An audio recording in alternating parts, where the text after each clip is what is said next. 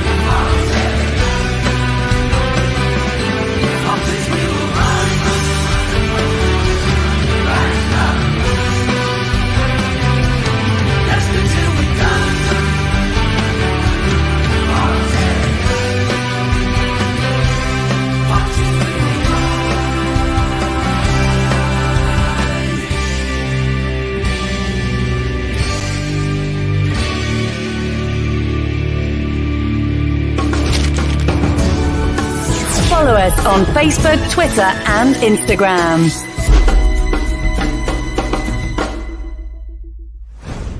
This podcast is proud to be part of the TalkSport Fan Network. TalkSport. Powered by fans. Right, Chris. All right, how the devil are we all? Welcome along. 4 days to go till the transfer window. Now, I'm going to be honest with you. Normally, I don't like January transfer windows. We've signed a few goodies in there, but we've signed some awful ones as well. Dear Batty. But we're desperate. We need people signed. It was the boss's 50th birthday today. Will he get any presents? Will his stockings get filled?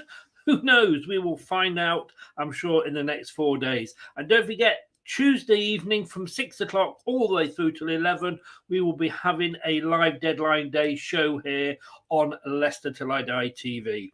Welcome along. It is question time.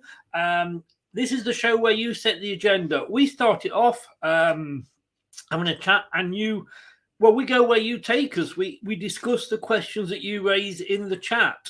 We're trying to keep it to transfers tonight. So if you've got any questions about any of our transfers, I'm just laughing at what Andrew said.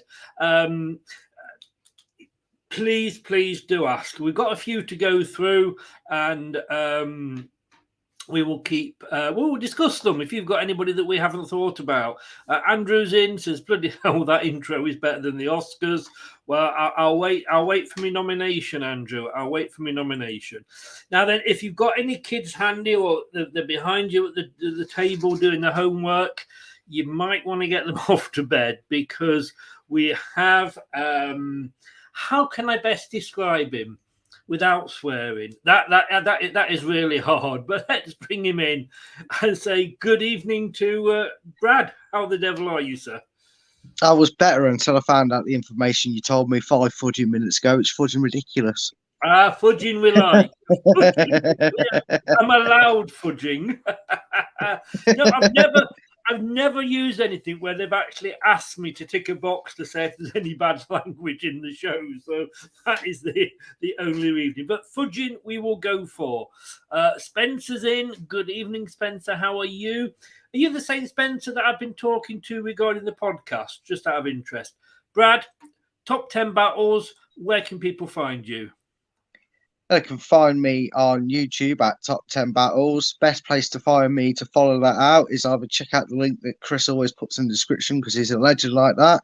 And give it a subscribe. And once this show's finished, you can go and check the latest video after we've done here, obviously. Stay here for that. Stay here for this first.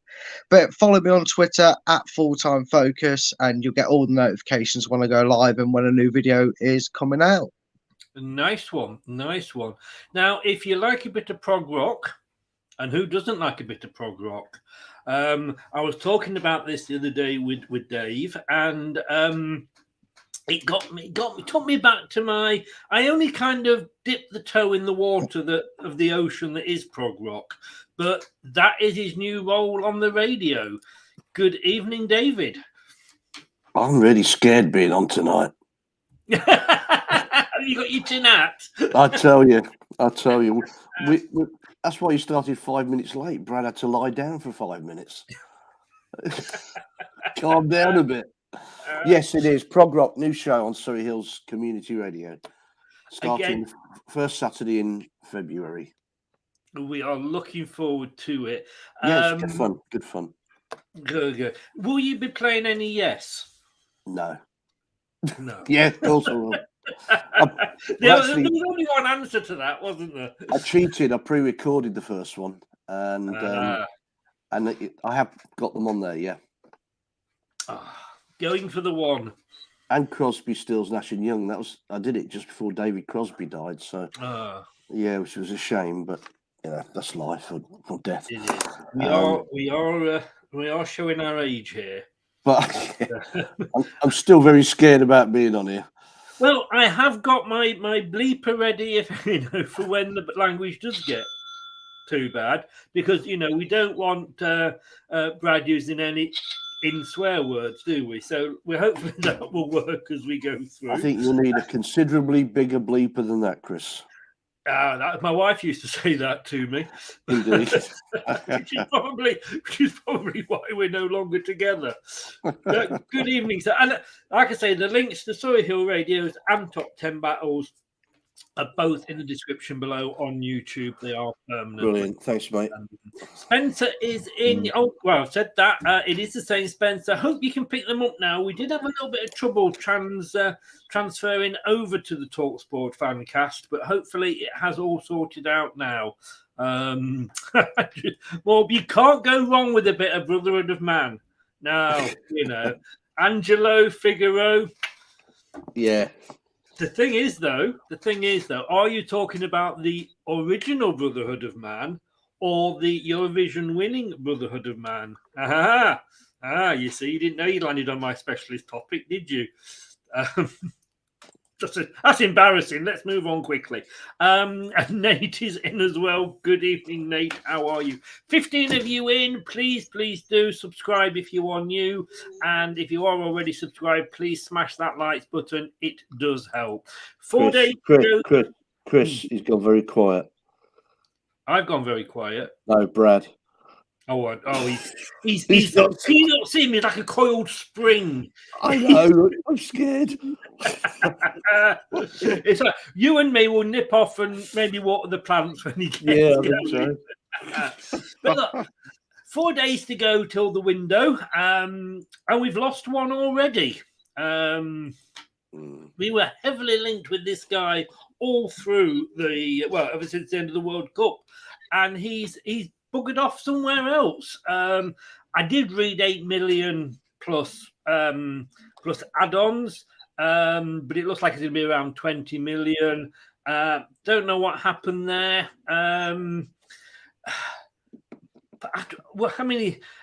We were looking at him, Dave, before the competition, before the World Cup. So obviously we're not just looking at him as a World Cup wonder. But was he, do you think, we bought people on the strength of a really good tournament before, haven't we? Well, I'd just like to say everybody's working hard in the background to make things happen. Apparently. Is that the quote, Roger's quote of the week every week? I think they were working hard in the background to make his birthday cake, to be honest with you. Yeah. You know what, mate? I said to you before the show, I've lost interest in that transfer thing now, because every time it happens, we're linked with every player, nothing happens, and we're told everybody's working hard to bring people in. The top clubs bring people in at the start of the window. We're going to be waiting till the 31st, aren't we? And then maybe get lucky. 11 p.m. and 11 o'clock plus 14 seconds. We're behaving like a championship club now. We really are, and that's why we're playing like one. You're going to have fun tonight then on the transfer special, aren't you? It's embarrassing. It really is. I mean, okay, you got to keep the faith, haven't you? I'm bringing them all out tonight, and I mean, Jason Roy scored a ton today, so some things can go well. Yeah. Miracles can happen, but I don't know. I really don't, Chris. I mean, I just fear if we don't sign 2 or 3 players in the next 2 or 3 days, I don't know what's going to happen. We've got nobody up front. The game, we gave 2 points away on Saturday because we got 11 men defending against a team we should be looking to stick 3 or 4 past. I mean, I know they've done well, but that's irrelevant. So have we over the last 2 or 3 years. I mean, it was embarrassing. We had Vardy defending, then Daka defending. And where do they go? We got enough forwards. We bought a left back. Which I think we needed, in fairness. I mean, if you look at the areas that we need sort of to cover, yeah, but we need a forward first. Back, right wing are the ones. Yeah, and I agree with you about a striker. You know that I've said that. Yeah. I would like to see another striker come in, but I don't know whether it's a priority. Brad, do you think we need a striker in? I don't think it's priority. I think what we need is to change the formation to get the best out of our strikers, but we know that's not going to happen with Rodgers. No. Fucking right wing's been a problem. See, I've done it. I thought I wouldn't, and I've just gone automatically into the mode. Sorry, Greg. That's right. There's a pound in the swear jar. Tell it up for me. I see Luckman's knocking him away, isn't he? Oh yeah. It's almost like we bottled out of getting him permanently and chose to loan him in, and then pointlessly didn't chase him. Yeah. It's almost like we chose, instead of making unders fee mandatory, we made it optional so we could bottle out of buying him as well. And it's almost like we're going to do the same with Tete, and why we bottled this transfer because it meant we'd have to pay We'll come on to Tete in a minute. Talking about because that gives me and Dave a chance to nip off. Iwani, though, I mean, we were totally linked with him. I mean, he had one good tournament. I mean, do you think we've been lucky to miss that one, Brad? Well, I know we're going to talk about what's going on later, but I think if that is true, what we find out has just come out about later things that are going to be in that regards to the position, I'd rather him coming on a permanent. At least then we know we've got a solid player to do it. 20 million or not, 20 million euros or not. We've clearly been scouting him, and it just now makes me think, for God's sake, if we were that urgent to get a player in for that position, which is really urgent, why weren't we doing this on the 1st, 2nd, 3rd, 4th, 5th of January? Why we now decided to suddenly completely bottle and bungle this move for this other player who we'll get on to? We should have gone for this guy. It's clear as day. Clearly, this club doesn't know or like spending money. I would imagine, and I'm going to come to that point in a minute, Andrew, but I could imagine, Dave, that until we know what's happening with Maddison and Tielemans, then, we're pretty much full in that midfield area. Yeah, but we know what's going to happen, don't we, at some stage? If it's not now, it's going to be the summer. We know. So the best time would be to get them in now and get them ready for next year. It'll be the 30th of August. It'll be the 30th of August, Dave, when Maddison's long gone to Newcastle in the summer and Yuri's dancing off to Madrid or somewhere on a free. It'll be the 31st of August, and I guarantee you it'll be a loan move that we bring in. Yeah. Well, you talk about Newcastle. I mean, going off at a tangent. I mean, they don't have tangent. Never. 45 million. That's ridiculous. For an Everton reserve. He's not worth 14 million. No. He's just a child, a kid that's throwing his toys out of the pram like a spoiled brat. And they won't pay 60. We're used to those, though, aren't we, Brad? We're used to that one. Well, but no, that's Newcastle. We'll let them worry about. Well, no, but it counts for us, doesn't it? Because they're the ones that want our players, and if they're prepared to pay that sort of money for a reject, overpaid. I mean, we're not going to turn down overpaid offers for players, are we? We didn't with Maguire, and if they've got the money and they come in and spend it with us. I mean, we've lost players in the past, to the United, to the Chelseas. How many did we lose to Chelsea? Chilwell, Kanté, Drinkwater. It's unfortunately it's that. Remember that picture where they got one bird on the top and then two underneath and then three, and they're all shitting on each other underneath. But Andrew says there, and it's a good point, we can't even attract average players.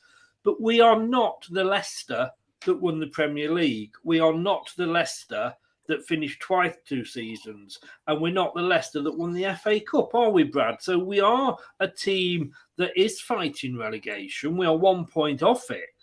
But Wolves have signed somebody. Southampton have signed somebody. But these players are going to look at it, especially if you're coming from abroad. You're going to look at it and go, oh, they're all a bit close. So we are going to struggle, aren't we, to attract players? I mean, to a degree, yes. You're going to struggle if you're looking at a very well-known player. But Leicester haven't really ever signed anybody with too much glamour to the name. But no. I don't think it. I think it's a bit harsh to say that we don't attract average players because Perez, Dennis Pratt, with all greatest respect to him, Mendy, they're average. They can do a job, but they're not. So average players. No, we can attract players, and it works for Leicester the way it works for any other club. It's all well and good saying, yeah, Leicester in a battle. Why would you sign for them? Why would you sign for them?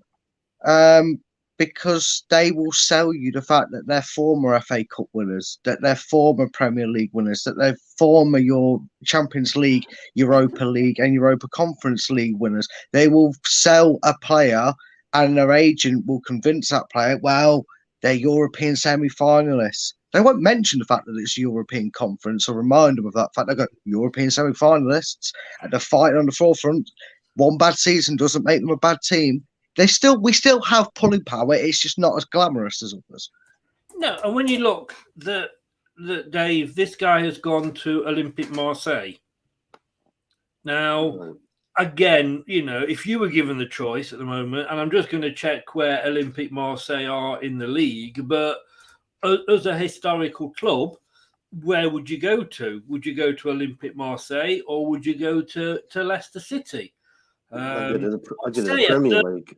Marseille are third in the French Ligue 1. There you got PSG top 47, Lens on 44, Marseille on 42, Monaco on 37. So would you go to a third placed French team, or would you go to what are we now, 13th placed English team? I'd go to the Premier League. Without any doubt, you've got to play in the Premier League now. You're playing against the best players in the world. You've got, those points tallies are quite close for France, aren't they? It's normally PSG 77 and the rest of them 20. Yeah, that is a very tight season for a change, but it's still France and it's still poor. Is it? I mean, it is. It's poor. There's only one, maximum 2 teams ever going to win the league. A bit like our league now, I suppose. But at least you'll get Liverpool coming back. Even Arsenal might win it this year. There's a novelty. There's no chance Spurs, isn't there? You've got Newcastle now coming through. That's not going to happen in France. So I don't know who won it last season. PSG, didn't they? I assume. No. Yeah, it was. It was PSG last year. You're thinking 2 seasons. Then? Yeah, it was the year before because that's where it was Lille because we signed Samore. You went 2 years ago. So, so 2 years ago it happened. That went well with Samore. Brad, third placed Marseille in Ligue 1 or 13th place Leicester in the Premier League? I see where Dave's coming from in terms of pulling power and glamour, but I think if I look at it from the player's perspective, I'd actually be wanting to go to France because where's the pressure at? if he goes to Marseille, who are always, unless they have a stinker of a season, 8 times out of 10, they're getting in their Champions League spot in France. He can be a squad player, do well, settle in, get enough game time, and then maybe he has a storm of a season and someone like Chelsea goes and pays £755 billion for him and offers him a 30-year contract. I don't know. But in hindsight, if he comes to Leicester, especially if you say they're wildering around, they're not too far off the relegation spots, he comes to Leicester, it's expectation. Yeah. From the Leicester fans. They won't want him to take 6 or 7 games to settle in and make Leicester his home. They'll want performances from him. They'll want him to score goals, get assists, kick start, which has happened with certain players in our history, we know, but the pressure's not on him. And if he can continue that momentum and he has a steady Eddie second half of the season with Marseille and then kicks on, he's not going to be deemed that World Cup wonder who had one good tournament and then whistled off into distance. I think personally for him, France is the better move because of the weight of expectation. 1-0 up as you can see there in the 65th minute. So at the moment they are Arteta out. Arteta out. I mean, since the World Cup, we've got 1 point, Dave. Yep. Marseille have got 15. Yep. They've won every single game since the World Cup.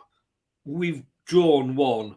I still say, I know what you're saying about the Premier League. It is the league to be in. But when you're talking about when you get past the Premier League, and let's be honest with you, it was not that long ago that Germany was the league to be in. Spain, France, those are the next big 3 behind us. It's not like they go into the, no disrespect to them, but to a Swedish league or something like that. It's disappointing we haven't got him, but I honestly think until we know what's happening with Maddison, and we'll come on to him later, and Tielemans as well, we will see. But you might want to make your excuses now, Dave, and nip off to water your plants, because we're going to have a look at this guy. We have never ever replaced Mahrez. I'll let you go first with this one, Dave. We couldn't get a while with Brad after. Yeah, good point. This guy is flying in tomorrow to do a medical. As far as I understand, we wanted to buy him, but because he's at Shakhtar, he is actually a Shakhtar Donetsk player from the Ukraine, and UEFA have changed the rules apparently quite recently. I think, since the World Cup, that about sort of loaning players and buying players. So, he's on loan, but before he could actually leave, but now I don't know what it is. It's all complicated, but it's all down to UEFA.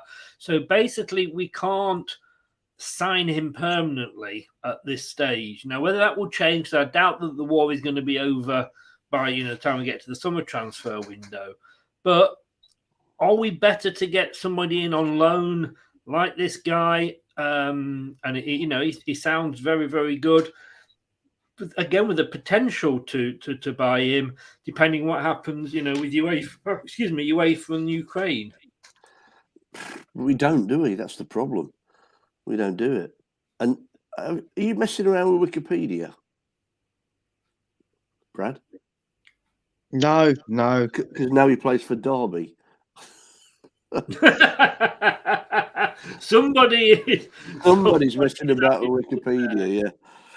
Somebody's having fun there. I mean, to be fair, for an attacking midfielder, what's he got 25? Sorry, just check this. 25 goals in 75 games, so he's worth buying. But then, as we said earlier, Lookman's is scoring for fun now, but we don't do it.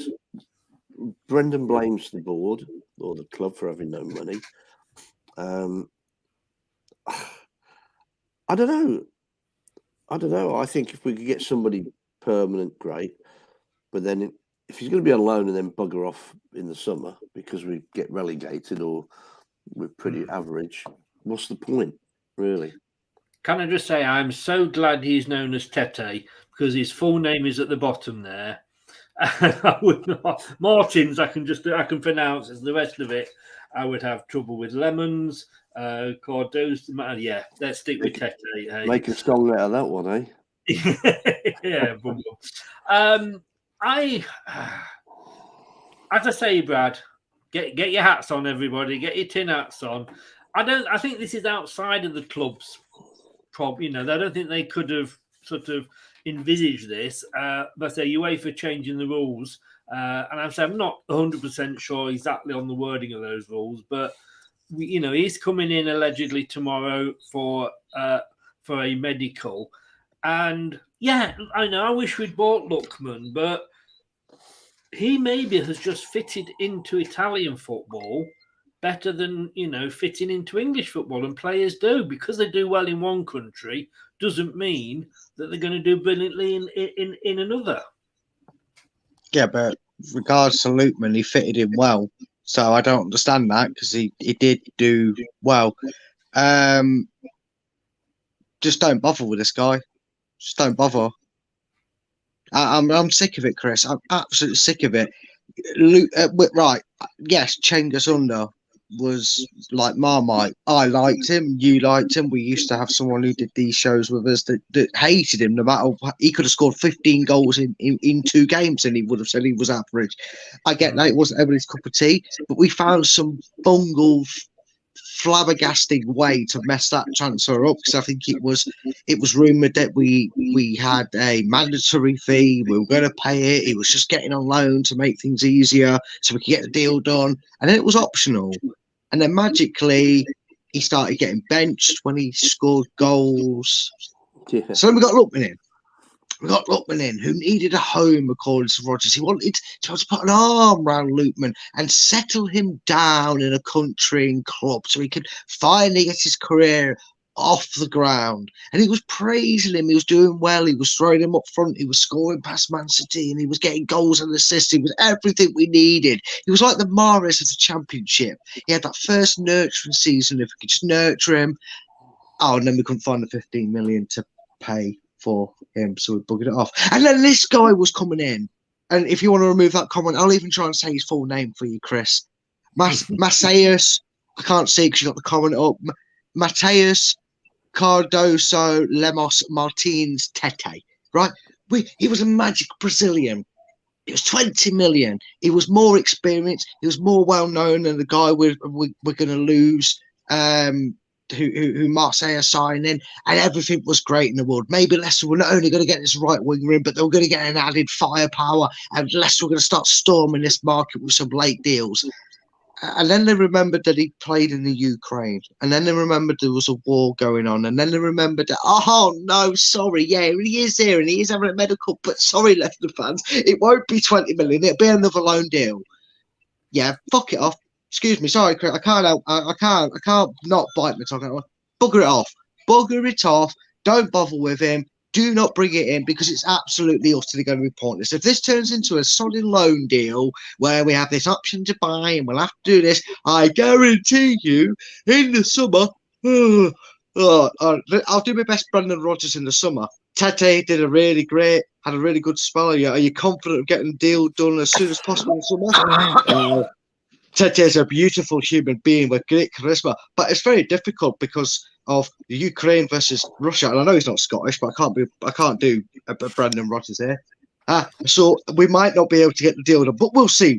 And I guarantee you, the window will go past, the window will shut, and there won't be a Tete in sight. So why waste our time, his time, and the fans' time, and get our hopes up? Get here, what's the point? Because and the reason I'm very negative, Gary, is because this is potentially the 3rd time we're going to loan in a right winger, and I guarantee you this goes the same way as the other 2. He will not be a permanent Fox. Okay, let's have a look. Since Mahrez left, we've tried Diabate, who was a failure. We bought him. He played well in a couple of games. I can't remember who he went to after us, but he didn't exactly Roma, yeah. set lights on fire wherever he went. Where we went to next. Now, I mean, Lookman, I think would have been bought, but we did not. we didn't know at the time, but we had these problems with FFP, and we couldn't buy and we couldn't sell. Every year we sell one big player for a vast amount of money, and that helps us to fund purchases. We didn't do that because Tielemans didn't move when we expected him to. So you know what my thoughts are on Brendan, but I'm kind of not blaming him on this one. But I'm just reading now on the Mercury. This is the latest on the Mercury. The Brazilian wing has been a target for the Foxes, as strengthening that area on the pitch is a priority this month. Travel expert Fabrizio Romano early reported City were in advanced talks to sign Tete. 22-year-old has been on loan at Lyon since March last year, despite uncertainty over whether a transfer would materialise due to the conflict in Ukraine. He is now set to fly into England for medical on Saturday, and his contract will run until the middle of the year, according to John Percy. However, given there is no end in sight to the war, some players could become free agents by the time that happens, which is, of course, concern for the Ukrainian side. Because of FIFA's decision, Shakhtar lost the opportunity to transfer 4 foreign players. So Shakhtar want to sell him, because if not, he'll be going on a free like Tielemans. So they want to sell him, but UEFA aren't allowing them to. It just seems we managed to find a way to pinpoint the one player we could get in that position that's going to be awkward as hell to bring in. With the greatest respect to him, does it not sound like out of all the right wingers we've been linked with, we've picked the most awkward one to try and go for? It's almost convenient, isn't it? And I'm sorry to say that with the situation. I don't mean the war being inconvenient. Let me correct myself there. What I mean is it's out of all the targets we've gone for this window, it's going to be one that the only solution will be this loan scenario. And it just annoys me. That's the third time we're going to do this. Yeah. I mean, at the end of the day, apart from Lookman, I think had we bought under, we may well have,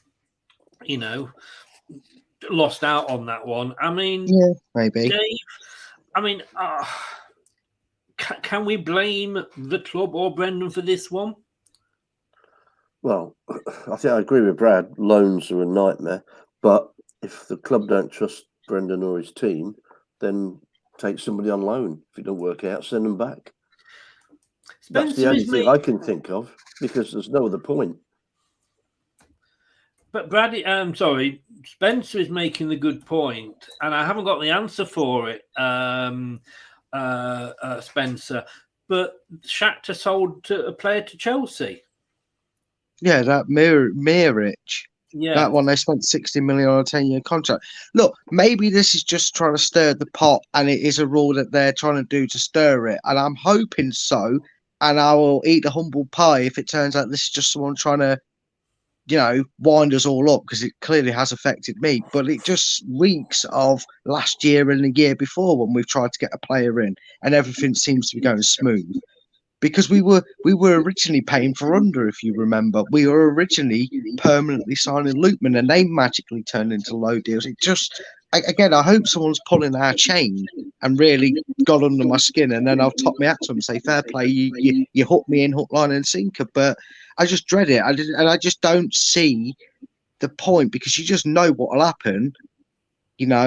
It'll come to the summer and magically Rodgers and Leicester won't be interested in the player and we won't bring him in. It just seems a waste of point. We're assuming he gets a game, of course, because not many. Oh yeah, of course. It probably. Well, I mean, we all know with Rodgers' praise of players, that's like the curse of death, isn't it? Because he could probably make his debut, score 3 goals, and then he won't play for the next 4 games. So. I'm just reading a report here on Sky about Murdoch signing for Chelsea, and it doesn't say it, other than the fact that Shakhtar have pledged so much. It was £88 million, I think, 60 million euros. I don't know. They've pledged so much to the war effort, but it doesn't say why that was allowed. And unless this change has been sort of very, very recent, then I don't know. Somebody may want to Google it and see when the rules by UEFA were changed, but I can't I figured it out, Chris. I figured it out. It's Chelsea, and they can buy the way out of FFP laws. Like, Yeah, that's you it. That's it. They can buy their way into a solution. That's what it is. Ukraine. Let me just have a look. Change. Correct me if I'm wrong. Didn't Lookman spend more time on the bench than he had on the pitch? I think he did because he came on a lot, didn't he? He came off the bench a lot. Yeah, maybe that's why. I don't think that was one of Rodgers' signings. You know. Well, I don't know because he used him off the bench a hell of a lot more than Under did, and everybody said that about Under, didn't they? But, I'm just searching here. UEFA announced rule changes in light of war of Ukraine. UEFA have announced a new rule change which will allow clubs to register a maximum of 2 new eligible players for European competition. The UEFA Executive Committee today decided to amend the regulations. This is all about Champions League, but this was March last year. I think they've frozen their contracts, so they can't go anywhere until maybe next year. Didn't Sporting Lisbon do something like this with a player? Wasn't there like a Carvalho that someone like West Ham tried to get about 3 times and they kept piddling them around? And isn't that how Man U ended up with Bruno Fernandes or Bruno Fernandes or Bruno Fridge Freezer, however us fancy Brits try and pronounce his name to fit in, which is ridiculous. I hate it when we do that. It's like that Gamirez that Newcastle have, isn't it? His name's Gamirez, then it's Gimares, and now it's Omelette du Fromage because it's Gamirez. It's like, what? Just say his name how it's pronounced. I don't get all that, but yeah. Colonel, welcome along. Nice to see you. Leicester should have taken a punt on Pepe in the summer. We had no money. That was the problem in the summer until we sold the petulant Frenchman. We had no money, and then it was very late. And well, at that point, I think the defence was more important. And they probably weren't secretly offering us him out on loan, so we could make out like we were going to spend money, then accidentally turn it into a loan. Moving on, Brad. Moving on. Before I have to give you one of these. That's I'm not bitter. This one we were linked with, and I was like, "Oh my God, no!" Thankfully, Forest have actually come in and said, we want him. Because I think Dean Henderson is injured. But Navas from PSG, I can't get past his performances for Costa Rica. And I might be being unfair here, Dave, with the World Cup. The fact that I've always said a goalkeeper's only as good as the defence in front of him. But were we lucky? Would he have been worth a punt? I mean, it is PSG and he has been at Real Madrid. I don't know why, though. Why do we need another goalkeeper? We've got 2 perfectly adequate ones, and we've got a third one who was bought for his Premier League experience, who, as far as I know, hasn't even got a sniff to the bench. So why? Is this just another name thrown out to make us think that we're doing something? Or is it rumour control? It's free. He's free. That's why he was linked with us. He was free. It wasn't cost. It's not going to cost us any money apart from his wages. I said to you originally, didn't I, Chris? It absolutely reeks of Mark Schwarzer. And look at that. That nearly cost us. That nearly cost us survival that season because we basically showed no faith in Casper. Brought in a 40-year-old Schwarzer who nearly got us relegated. I remember a game against Man City where the penalty went in and he was still diving Schwarzer. He was that old and crippled. That's what we'd get if we'd have brought him in. I bet Dean Henderson's not feeling so smug about leaving Manchester United all high and mighty, isn't it? Be careful what you say and opening your mouth as a player because if they bring in Keylor Navas and he does do well, he's going to be on the bench with 400 other Nottingham Forest signings. Yeah, and on a lot of money. Must be paying him a lot. I do wonder if Nottingham Forest are actually in cahoots with Nottingham County Council to help solve the housing problem. They've got all these empty houses with nobody to go in them. So Forest are just buying all these players in because there's no space in the. There can't be any space in the training room, can there, Dave? Well, they had everybody on loan, didn't they? So it again comes to the point. Yes. It's a false team when you have everybody on loan. Sadly, they got promoted on them, so they start from scratch. But what was the point, really? I mean, 11 loanees. I mean, it's not Forest, is it? It's not your own team. And that's the problem we have. If we have them on loan, they can go back. Yes. If we don't sign them on a 4-5 year contract or whatever. And I think that's where it comes down to, that nobody trusts Brendan Rodgers enough now to let him do it.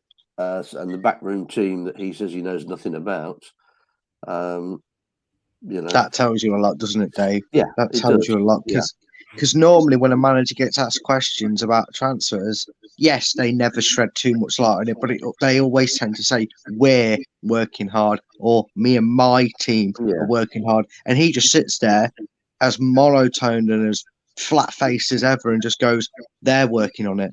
Yeah, The team are doing it. It's not my fault." Yeah. You clearly have no involvement, Rodgers. Well, are we not glad he's got no involvement? I mean, well, there is that because Gordon. Put a tweet out the other day that Southampton had recalled Jan Benderak, however you pronounce it, and I was a bit worried that was so we could buy him to sit on the bench with Jan Vestergaard. Great, exactly.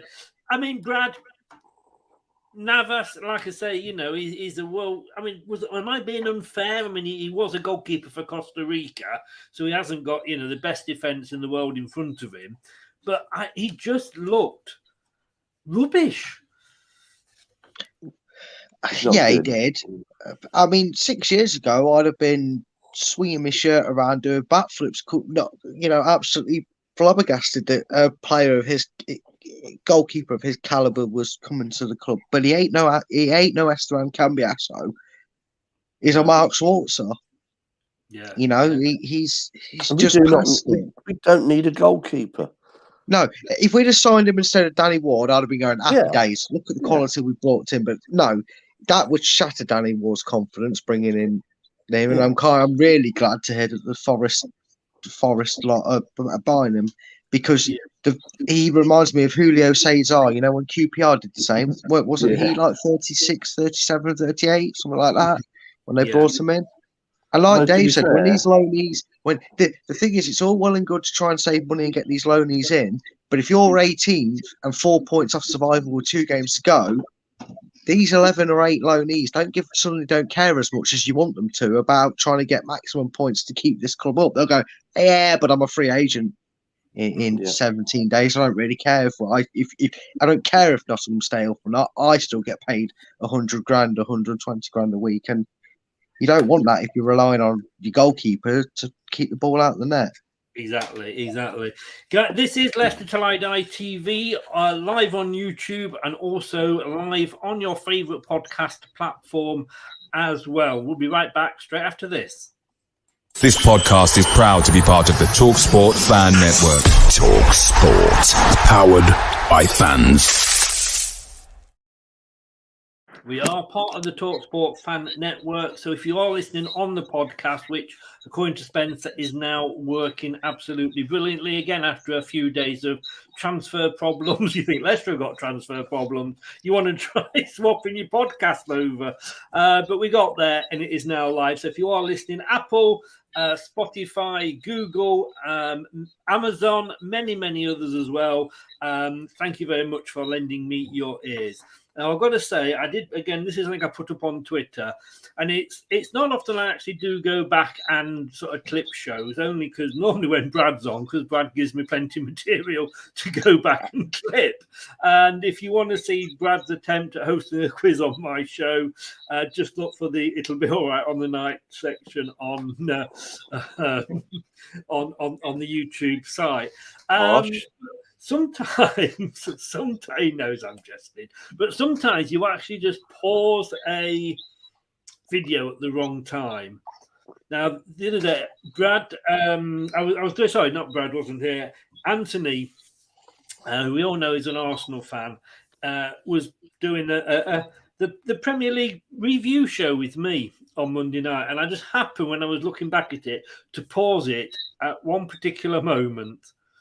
And I'm not sure whether that is Anthony. What can I say? I didn't notice at the time, but it's caught on camera. There's some nice pictures in the background. Yeah, it's unfortunate, shall we say? You've got to be careful what you do with your fingers. Make sure that your hand is seen at the same time. But I've got to say, Anthony, no wonder the missus is always happy. There we go, Anthony. Oh, God. Geordie Toon is in. Good evening, Geordie. Another bye for you, Mr. Gordon. Let us know your thoughts on him. Right.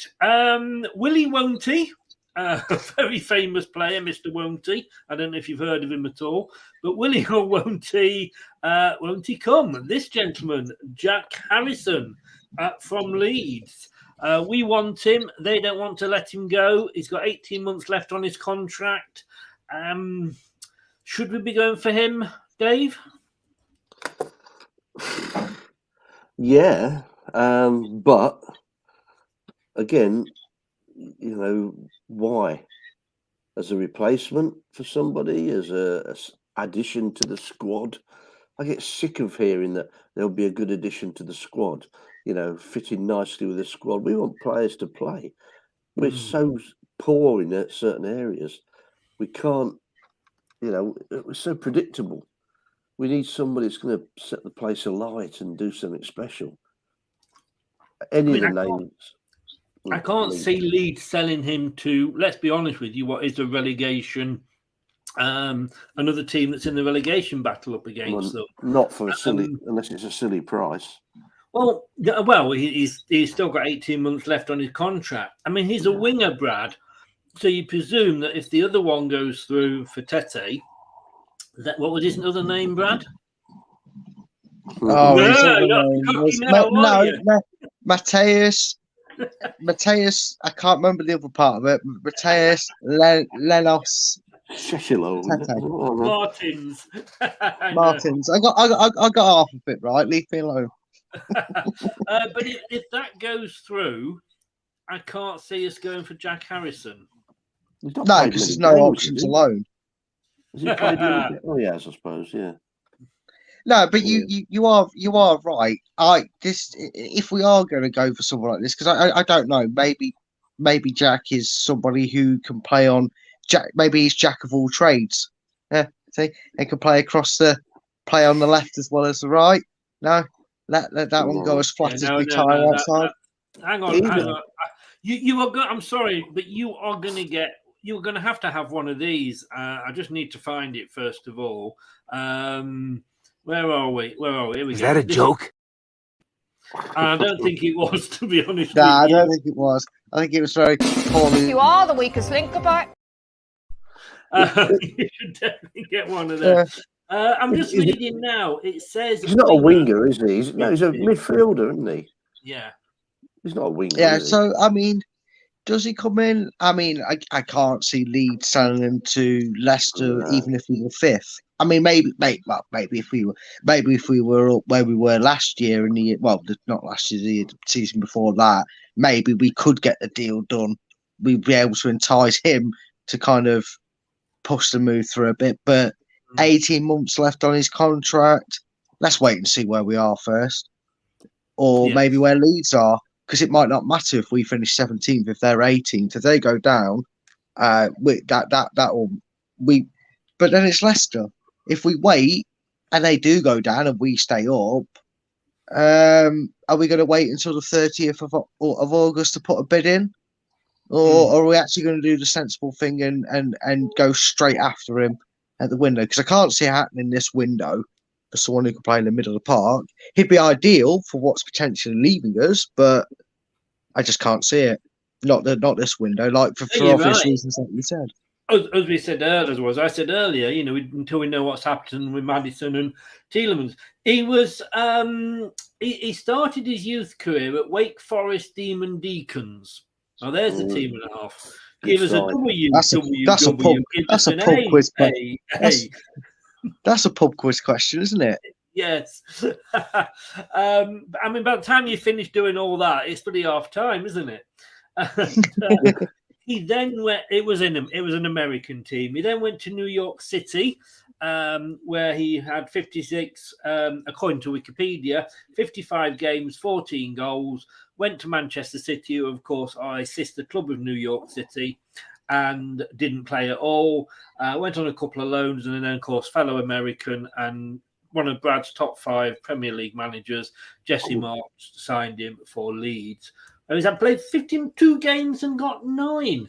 But he did play for an England under 21s, apparently twice. So, but I think that is one that I can't see going through. I don't know about you guys.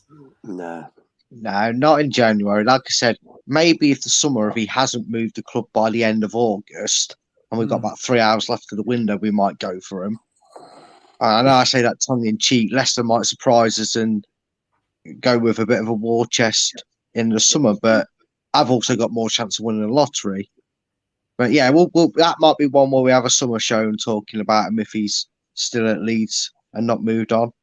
I just can't see it in January. Yeah. Geordie says Gordon has the ability to be a better player with good coaching. He's got more pace, which seems essential in the Premier League these days. I'll judge him over time, but he's better than Chris Wood. Well, that's not. David be better than Chris Wood. Let's be honest with you. No disrespect. I can buy you felt better than Chris Wood for some points with his good point. I mean, how good was that? I mean, he's been there, 6 months? They got him in, they sold him on, but well done to Newcastle. He's a new modern day Trevor Benjamin, isn't he, guys? Leicester fans will know that one well, that name well.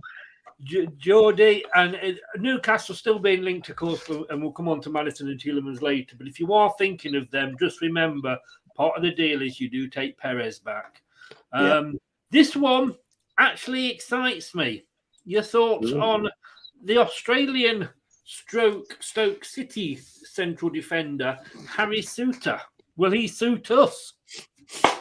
Well, he's been. Did you see that? I'll give you that one because that was better than mine. Crap. You're far too good for me on this. But he's been dropped a few times, hasn't he? Or not dropped, rested. He's not been in the squad recently. But nothing's happened. So is that because you think of the transfer talk? Well, that's what you thought at the time, but nothing's happened. Well, this is a very strange one because we had the bid seemingly go flying out the blocks. There was none of this Leicester talking. It was Bosch 10 million. They've chucked 10 million at Stoke. Stoke have said no, he's not for sale. But then apparently, I saw it a couple of days ago that Leicester talks were ongoing, the deal was closed, and then all of a sudden, this lone Tete. Well, for the last 7 hours, the story's changed. I must admit, I also did see a little tweet come out saying that Tete had snubbed us as well. So it's almost caught this off the boil. This Souttar, because we thought the deal was dead in the water when Stoke rejected it, but it seems to still have something behind it. It seems to still have something going on. And maybe that's what Leicester need. Leicester kind of need to negotiate this deal, but maybe are hoping to do a double announcement. I think we've done it a few times in our history. Ironically enough, 2 loan deals. But do you remember them 2 we got? Was it Tom Lawrence and Nick Pope we got on loan in like the final hour a few years ago? God, it's just my memory. Two Serbians. No, I think we signed one and loaned in the other, and that. But it could be the same with this guy. We could do the same. We could be slowly working on a permanent deal for this one, and we've just had to put it on ice while we just make sure we get this right winger over the line. Well, I mean, Dave, apparently the idea is that he's actually going to save Brendan quite a bit of time because he's actually already injured.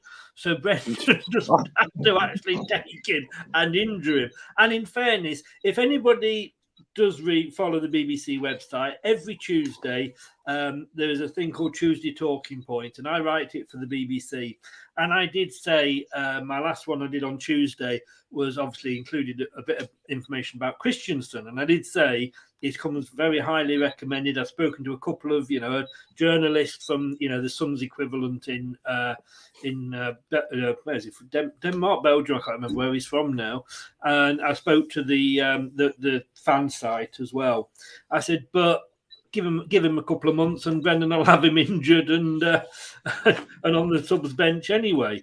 But he's got a hip injury apparently, Dave. But he's again, it is a I don't know why we're messing about with looking at contracts for Evans. I mean, if he does ever get fit, he'll only be back for a couple of games. We know that.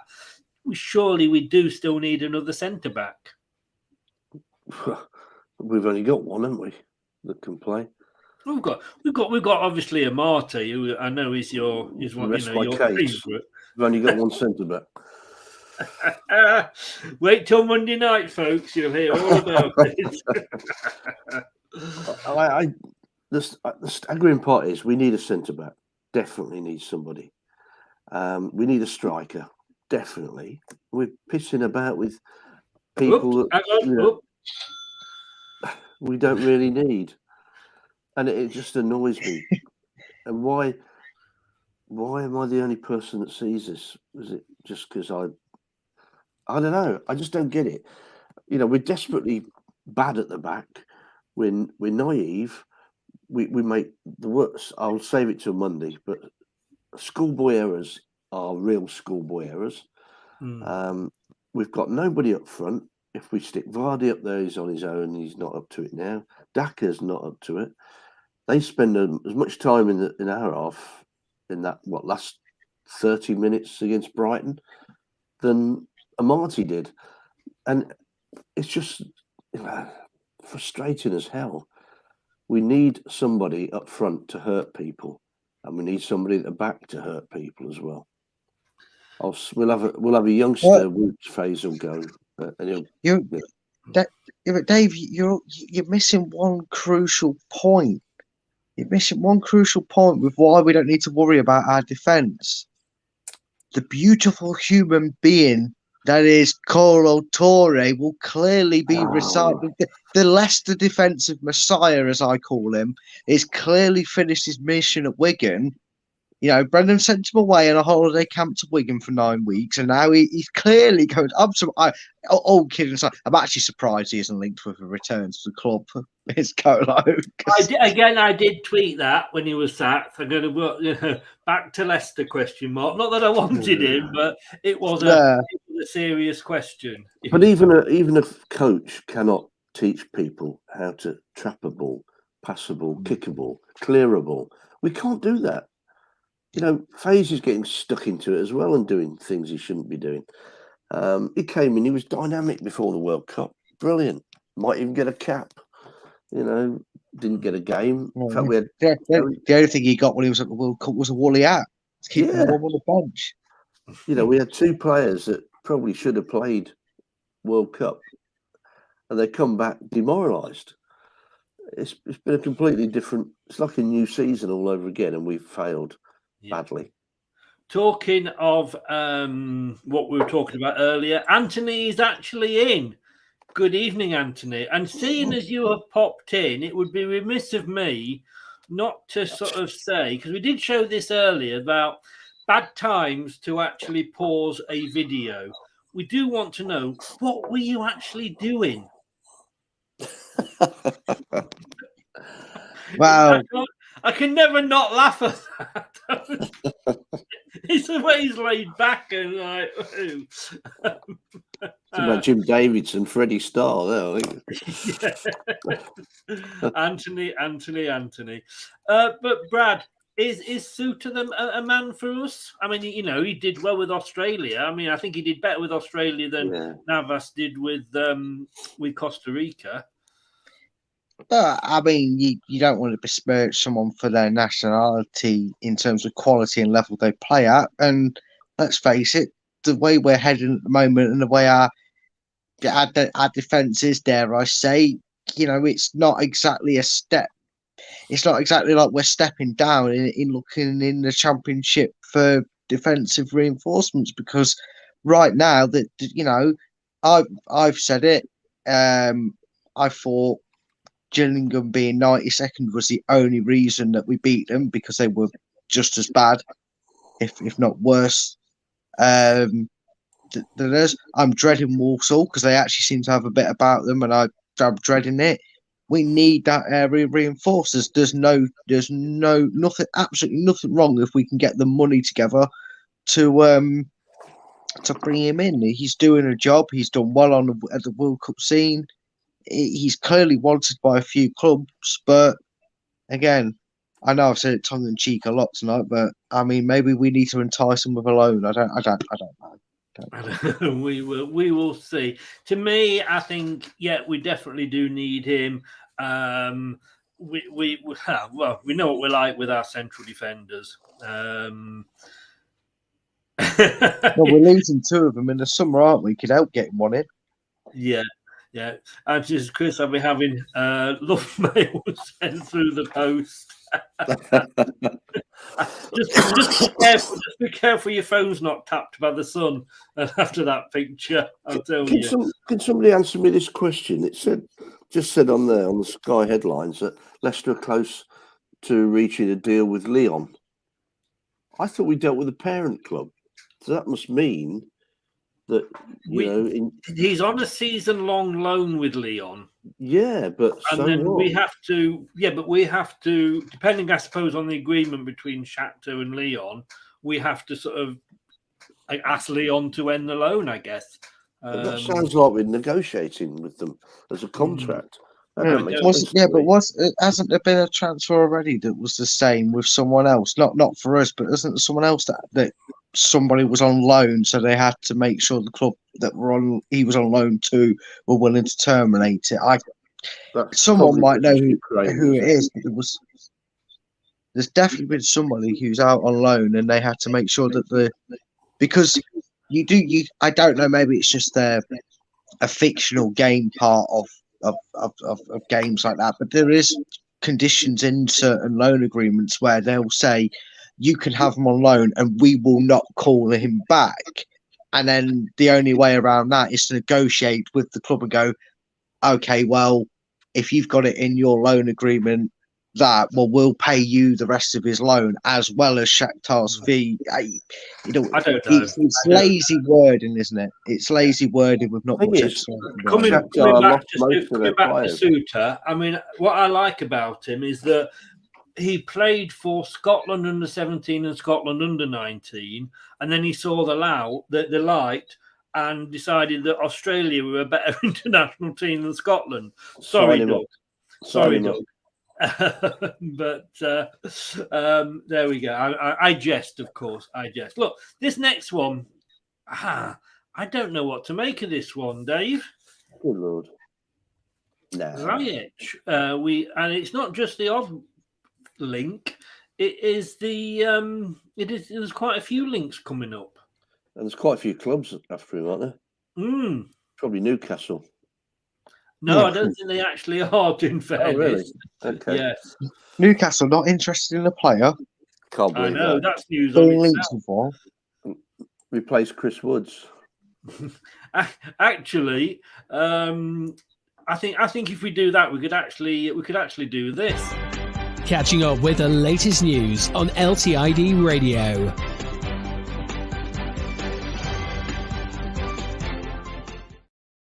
Breaking news, Newcastle aren't interested in a player. Somebody else, he played for the Netherlands under 20s and under 21s. And of course, he's now plays for Morocco, 50 games, 19 goals. 56 games for Chelsea, Dave, only 6 goals scored. Yeah. Attacking midfielder stroke winger. We seem to be getting a lot of them looking at the same positions, don't we? I guess if one doesn't go through, these others might. Yeah, left side. So Harvey Barnes can move into the centre.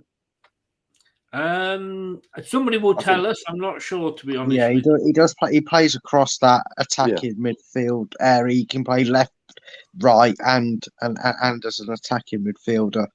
Yeah. I think he's a bit like they try and make him like a B-Tech Kai Havertz, I guess, because he's the same. But it's one of them. The problem is we're going to get linked with all these cheap options and free options because people know our financial situation. And again, and when I say people that know our financial situation, people that actually know that we're FFP restricted, not that we're a club broken in turmoil financially, because we're not, because we wouldn't be getting the plans to extend our stadium and the infrastructure. This, for me, unfortunately, is another one of them. Someone's just gone, Google, generate a number between 1 and 300. 75. Hakim Ziyech. Right, we'll put him with Leicester because they know it's an area of strength that Leicester desperately want to and need to improve on, which is the wings and the middle of the park. Not just now, but we know in the summer we're going to need that with who's potentially leaving the club in the summer and who free agents that will be, well, there will be free agents that are leaving the club as well. It's an area, so I can't see this personally. Like from a player perspective, I just don't see him suddenly jumping from Chelsea to Leicester. Well, But the other choice is Everton. Oh well, if that's the case, then whichever one of us survives is going to get him. we might have a chance, but no, I could see all this being for naught, and he'll end up going and joining Jose Mourinho on a loan at Roma or something. That would make more sense, wouldn't it? Mm. I mean, a lot of these do sort of seem to overlap with Tete, don't they? Mm. But that's all you do. That's all you do. That's all you do, Chris. As a journalist, you will look at a strong target that's got some reliable source to it, like we do with this Tete deal. That is clearly one way or another, whether it's going to be permanent or loan, is actually obviously happening, unless someone snipes it from us. And what they do, these journalists, is then they'll pull a load of names together that fit that criteria of players that are either looking for a club or, like we discussed with Harrison earlier, are potentially wanting to leave and don't have long left on their contract, so could leave for free. And then they just blow a team and they connect the dots, dot to dot. 17.5 million apparently he is available for. How long's left on his contract? Appointed Gianluca Di Maurizio who is a reporter. I've no idea where. Italian, I think. Roma are said to be eyeing Ziyech as their first choice to replace Nicolo Zaniolo. Leicestershire Live say keep your eyes on this one. I don't think so somehow. This one suddenly popped up today. Rodgers is apparently interested in the Glasgow Rangers player Ryan Kent. Have you heard anything about this one, Dave? No. Okay, moving on. Apparently, he was born 1966. He is English. And again, guess what position he plays? Attacking midfielder. Winger. Midfielder, yeah. Don't. We do not want some Scottish bounce to nobody. Well, in fair talking, because of course we've got Doug and we've got Anthony in. He was a graduate of the Liverpool Academy. He did have a loan spell with Coventry. Oh, that's buggered it, hasn't it? Well, stop the press. He had a loan spell with German club Freiburg. Before he departed on loan once again, joining Bristol City, Anthony. Wow. He's a former England youth international, having represented the nation at under 18s and under 20s. 104 appearances for the Scottish side with 22 goals, guys. I'd rather buy Old Kent Road on a Monopoly board than Ryan Kent. Ooh, see what you did there. They're smoking his ear all week. Oh, you said that. You sounded so depressed saying that. I'm sorry. I'm just reading the Rangers transfer news from the Daily Record. You know, that well-established Scottish newspaper. Yeah. It doesn't say anything about it. Just Rangers transfer news flashes. Ryan Kent named Leicester option. wild card striker approach dismissed. Didn't say anything else about it. I mean, it's just another name, Brad, like you say. Just shove another name. I'd leave him with his good old mate Joseph Dodu. Do you remember him when he left us for 50,000 and never played in front of them? I do. He was. Who was it though that we did sell somebody to Rangers who then has been now moved to Ajax and is in the Champions League? Well, I think it could be. Anyway, and the last one, Doug did mention this guy earlier, is from Spurs, Mr. Spence. I'd rather Frank Spencer. I know exactly who you're on about. Not impressed with him, Brad? Thank you, Dave. No. He had an okay season when you could look. He's facts and this is what I talked about before when it comes to looking at player stats. Yeah, they look great, but he was doing it for a Middlesbrough team. And then what? Tottenham brought him to sit on their bench, and now I regret everything because I think the only reason they ended up signing him is because they were looking at him and hoping to have a bit more time to think about it. And then I believe somebody was really looking into him that were really going to go for him. And Tottenham went, oh, no, we'll have him. And now look, they want him out. No, if he can't get into the biggest bottle job FC team at all, then why the hell do we want him? No, thank you. Let them suffer with him. You know, we've already got a £30 million waste of money. He's 22. Like you say, played for Middlesbrough. He's a right back, which is not a position, hopefully, Dave, because we've got Castagna and Ricardo is back training on grass. Now, I don't know whether that is the hard training pitch or the soft training pitch that he is training on. But it's the hard one because he's been with the first team. He's actually been training with the first team. Yes, but Johnny Evans trains with them, and he's on the soft pitch. Oh, right. I didn't know that. Soft pitch, but Jamie Vardy prefers a harder pitch. And you thought we had players at the training ground. We've actually got racing horses. We've got more pitches than players at this rate. Yeah, but Spurs don't want to let him go. If he goes, sorry, I'm just going to do this while I say this. Spurs don't want him, but they just want to send him out. They don't want to sell him. They just want to send him out on loan. And so that is the option. It's frightening, isn't it? Have him on loan. Come on, Brad. We've got another loan player. I'll just give up. Well, welcome to Leicester, Denge in Space, or whatever your name is. Lost in Space. Jesus Christ. This club's a lone. This club's a lone joke at the moment, isn't it? It says, I showed my missus that picture of me you showed. She said, "Have you had an extension?" Well, make sure you showed her the right one. You don't want to cock it up, do you? Hey. I mean, because if you do, you'll just make a right dick of yourself. Hey, here we go. Oh, yes. I'm here all night. Thank you very much. The sad thing is, he's not lying. No. I'm just saying. Is that the time already? But I let you two go. I've still got an hour to do. Anyway, players that might be leaving. A solid offer has come in, not for that gentleman, for this gentleman, Mr. Maddison. We've received a solid offer, it says today. We say we can't see him, go in because Tielemans is going. We're not going to let them both go in the same window, are we, Dave? Well, because there's 3 days left. So we'll get nobody in. So, no, nobody's going this window. Do you know who the offer's from? No, it doesn't say, but it's on a few sites.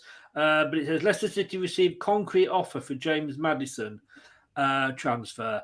Leicester City reportedly received a concrete bid from an unnamed club, technically thinking probably Newcastle, for James Maddison ahead of Tuesday's deadline.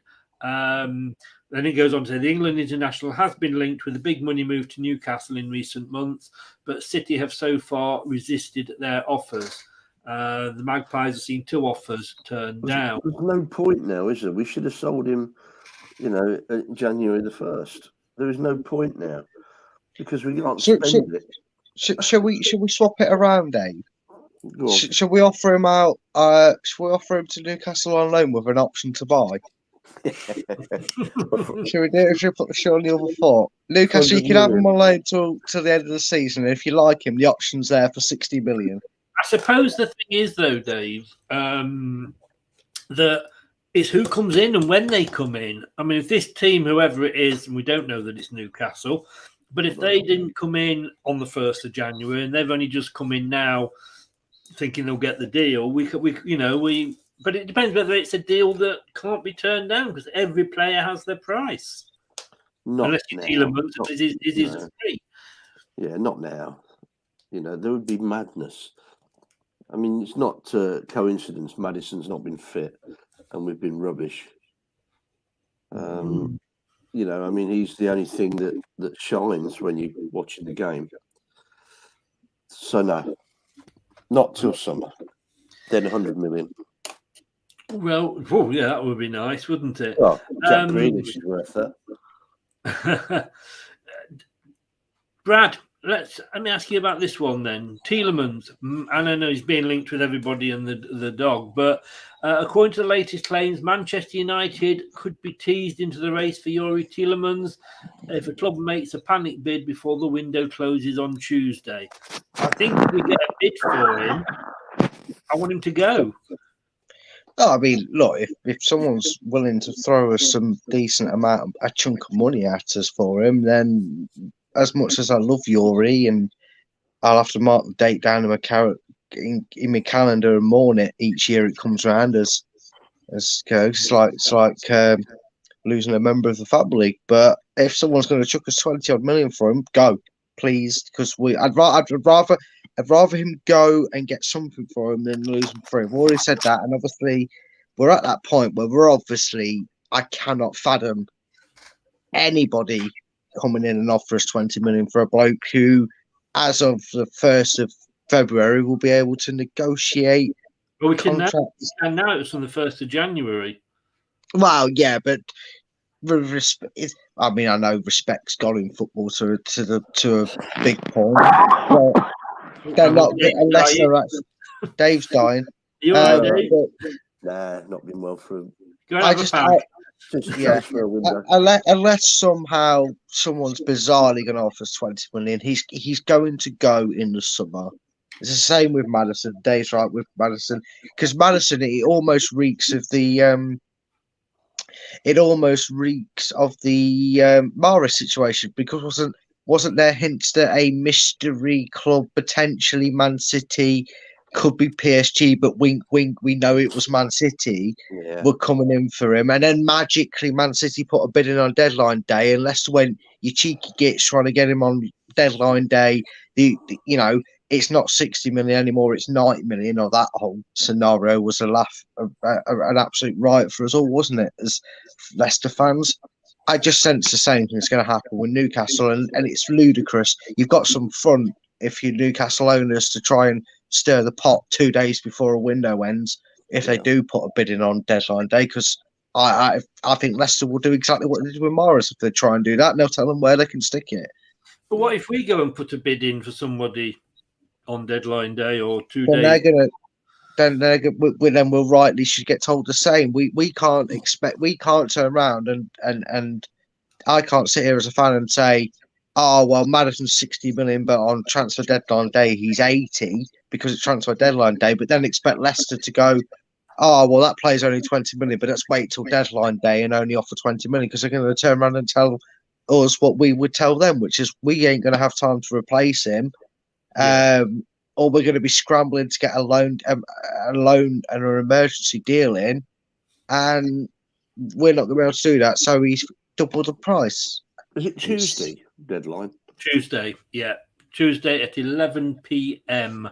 I've never understood this at all. I really haven't.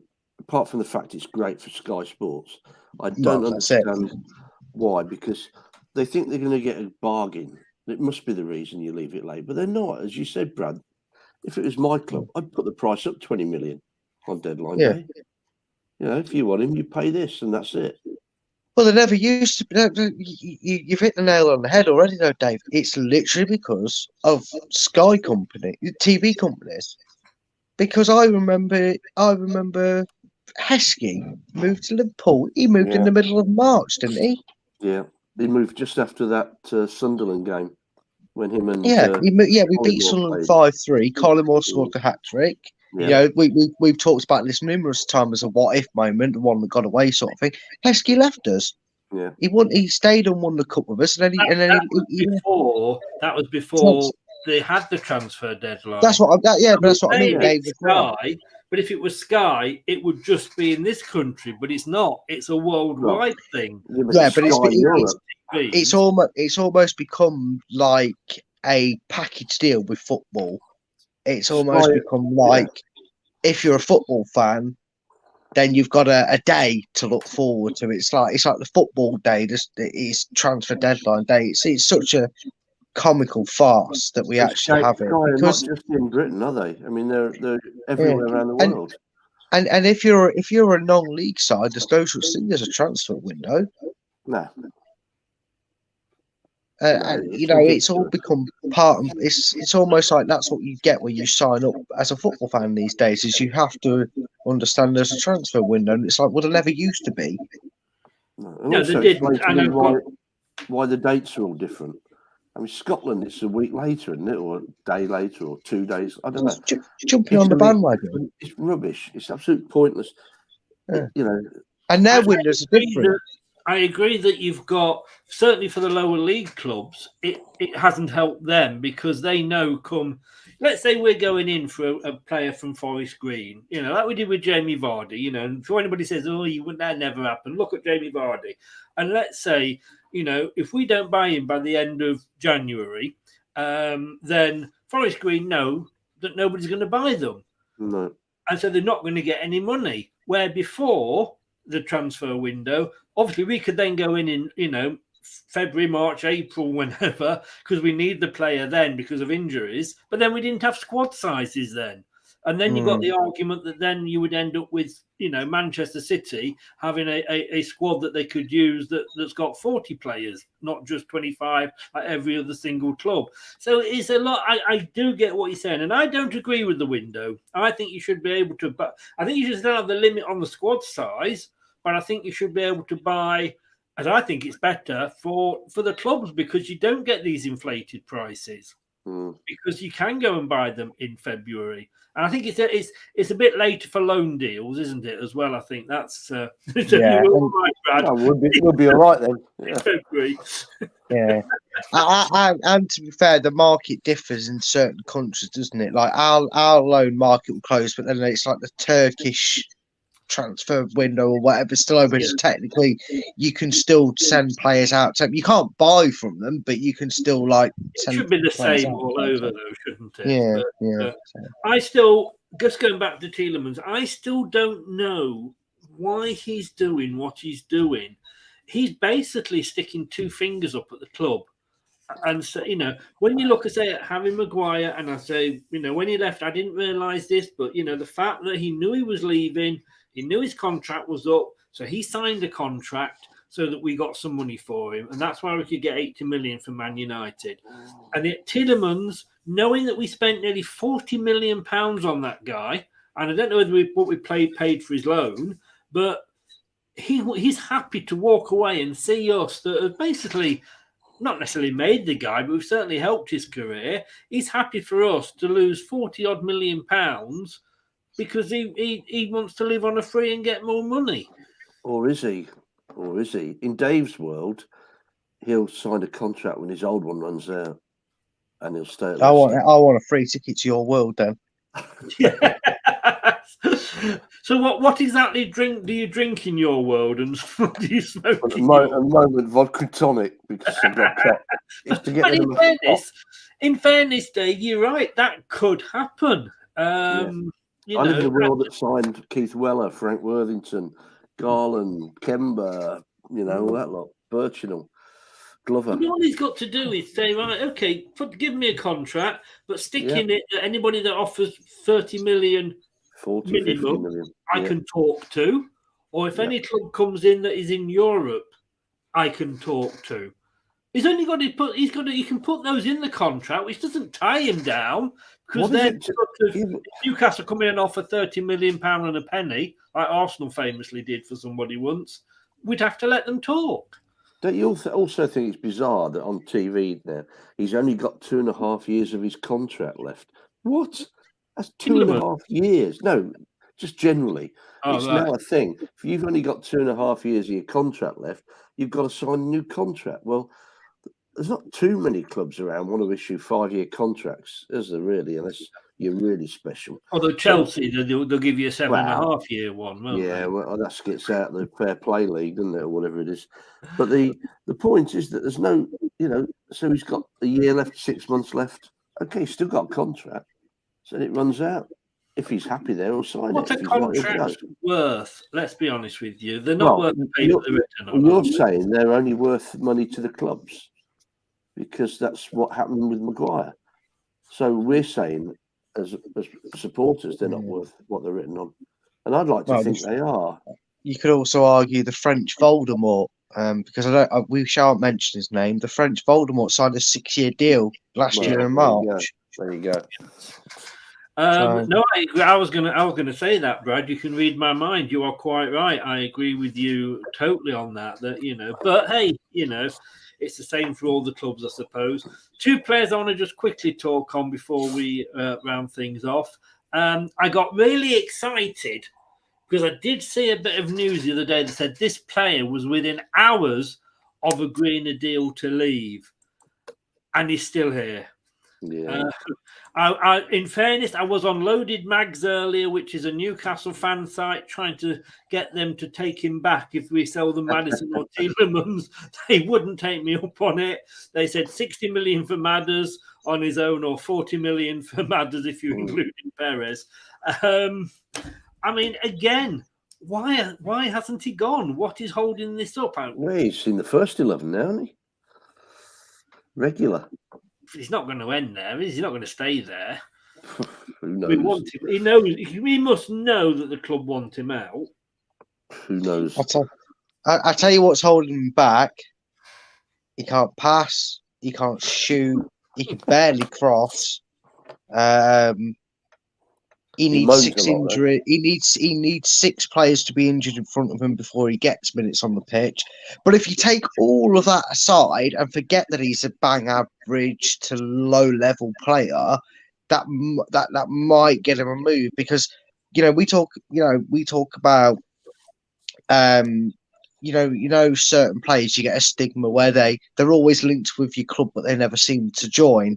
I mean, famously, Man United fans will know the Wesley Sneijder thing, won't they? They were always linked with him, but he never signed for them. But it always seems that every winter or every summer, Real Betis, and I know that's definitely the club that he was linked with, but they are always linked with signing him. And it never seems to happen. So, I don't know. I mean, I was hoping that this Tete, and again, could be wrong, it could just be someone really doing a very good job of trying to wind, particularly me up, as well as other Leicester fans, that it's going to be a loan deal. Hide it very well. Me, easily wound up never happens, mate. Never happens. But we were maybe under the false illusion that because we were going to bring in someone permanent, and we could finally get rid of the biggest deadwood we've had since Islam Samani signed for us.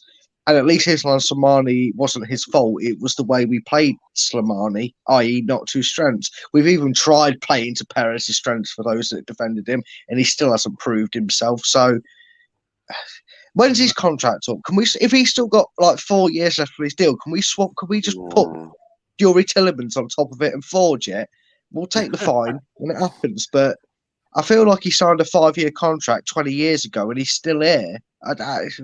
Just the thing that just broke here on Sky this very minute. Spence expected to leave Spurs on loan. He has fallen down the pecking order. Spurs boss Antonio Conte has regularly picked Emerson Royale and Matt Doherty over the 22-year-old, who looks likely to miss out on the matchday squad again for Saturday's 4th round tie at Preston. A number of Premier League clubs are interested in securing the services of Spence on loan, but Tottenham are reluctant to allow an option to buy clause to be included in any deal. Christian Stellani, Tottenham's assistant manager, insisted on Friday a lack of consistency in training has resulted in the defender being restricted to only 6 appearances this season. Well, if he doesn't do it at training, forget it. Yeah, that's No, it. he's out the door, that's good. You said loan. Now, the update on there's an update on Tete. No, there isn't. I was just No, looking there at is here. On Wikipedia, his current team's changed. He's now plays for Rogers out. Chris, it's Chris. He gave the game away. It's Chris. He's changing it. Not to me. One player, and I didn't do an image for this guy because I've got to be totally honest with you. I'm not going to lie. I forgot about this player, Soyuncu.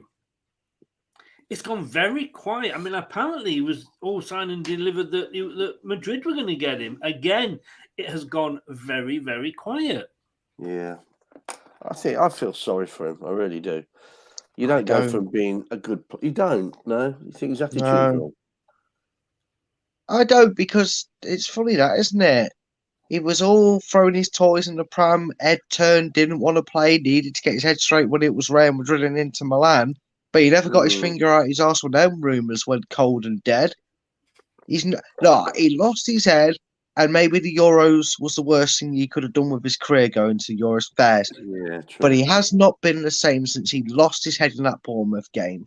Yeah. He's not proven himself, and this is the one player I will back Rodgers on and say there's no smoke without fire, because we know there's a player in there that's good enough to play, but there has to be more of the reason than Rodgers doesn't like him to not pick him. I don't sympathise with Soyuncu.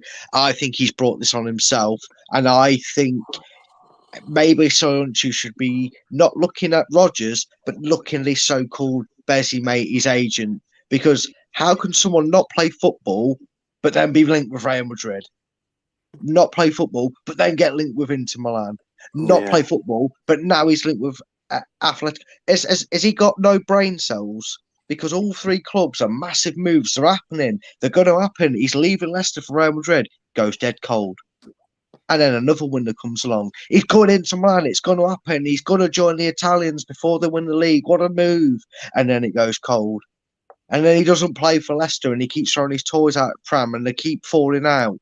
Oh, he's going to Atletico Madrid. It's a stunning move. He's going to join the Spanish Giants as they're competing with Real Madrid and Barcelona for the league. And then it goes cold. Put the switch back on Soyuncu and sort your head out, mate, because I've lost my sympathy with Soyuncu. At first, I was with you, Dave. I had sympathy for him. But repeat the same process. Has he had a chance to put it right, though? Has he had a chance to put it right? I mean, the games I've seen him playing, he's done okay. I mean, we know his failings. That was always that pullback, wasn't it? I mean, once you've done it twice in the Premier League, you've finished. And he's not the quickest player around. But then we haven't got any centre halves. And he's still can't get the game. Well, neither can Vestergaard, can he? So. Again, like you said, we've got no centre halves. But then you look at the Gillingham game. And I know this is a long stretch, but you have to think of not just the Gillingham game, but their inclusion throughout the last 7 or 8 months. European nights, a couple of minutes in the league, a couple of minutes here and there. The reason we're seeing maybe the likes of Brunt, McAteer, and Sammy Braybrook. Yes, I know Braybrook. I think he's only played a little bit of minutes, but the reason we're promoting and pushing youth ahead of their development, because let's face it, you're doing that to a 16, 17 and 18-year-old, unless they're suddenly someone of pure world-class talent, which is 1 in a million, you're pushing their development past the point. To give them game time over Soyuncu and other players just tells you where they're at in the club in their perspectives individually. And that, for me, is why I go, well, I'm sorry, Soyuncu, but who are you trying to kid saying that it's all Rodgers and he's the reason I'm not playing? No, you're taking a lump of the blame for the reason you're not in this team. Why haven't they took a price cut on him then and just said enough's enough? We don't want your salary on our books. Well, it's probably because no one's taking him off it. Somebody will have him, surely. I mean, he ain't that bad a player. Well, yeah, but why hasn't he gone then? I don't know.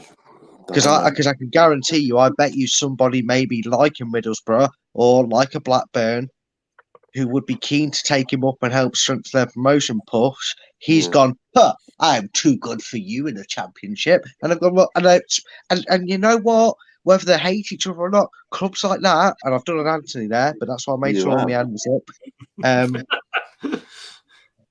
But clubs like that, they'll talk amongst each other. They'll be like, oh, what have you heard about Soyuncu? Apparently they had a right old laugh on the phone at them. Oh, we won't go near him then.